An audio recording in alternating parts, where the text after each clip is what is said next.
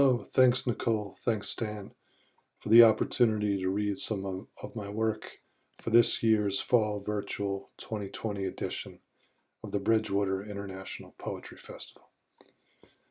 My name is Mark Fitzgerald. To learn more about me and my books, you can visit my webpage, markfitz.work. Tonight I'll read 3 fall-themed poems from my books By Way of Dust and Rain and Downburst. The first poem I'll read is called Raking Leaves. In the fading light, you comb back and forth the whole of your life. Under the dogwoods, you gather the seeds and kindling of childhood. A maple in the wind sprinkles adolescence with copper confetti. And by the birches, the bark ages and peels you away. Why is it the oak offers the acorn you know by heart, the past inside a shell of incompletion? You knew that by heart once too, before you understood the pattern of the leaves, the future, the nip of the season, now the dusk, you see, but haven't raked through yet.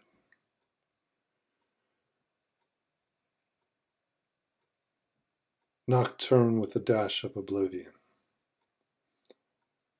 What surrenders tonight unleashes night. The dryness in your throat, a scratch, daggers of silicon, footsteps in a dream, a figure, untraceable, but there beneath the brave hammock of stars. The pumpkin moon close enough to carve, the figure there again but too far. A ninja known only tonight. What listens tonight belongs tonight. To air, leaves, cold, silence through the hills. To the spider weaving silk like fingers on braille. To the cat by the window, wrapped in the lookout, burned into darkness, watching the staked fields wait for the soldiers.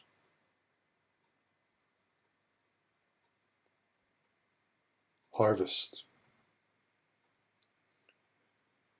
I'll leave the leaves alone in summer too, and the shed never getting painted because the cicadas came in droves a week before the flood.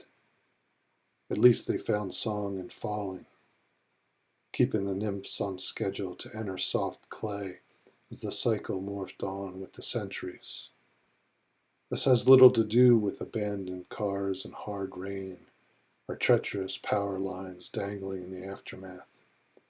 I was thankful for this disruption, to walk the next day along the rapid Rappahannock and pay my respects to the injured wood thrush and other friends long accustomed to the noise a spinning blade can make in damp birch. I registered a reluctance of flesh that must have been a late bud waking. Sweet in ensuing weeks, it flourished in the reckoning sense, caressing the plum's plump violet. I missed the covered bridge that burned down before the schoolhouse was finished. Mischief, lightning. It makes no difference to scarecrows, but might to the children. I know there are libraries full of soothing copper shades of regret, and autumn is a good time to ponder old photographs in vacant backyards. But a strange joy played over me in the shrinking days of brisker air, in seeing from the churchyard my life rolled up neatly like hay, the restless seasons cut and dried. I have no words for the loyal song, the bounty there all along. I've lost the passage I found through the impulse of takeoff, but recall how its chorus reminded me of cold skies and black leafless trees, a flock of geese climbing quickly and veering south in V formation. Now I wonder whether I'll ever understand the true sound of their work, whether leaving is just another way to return.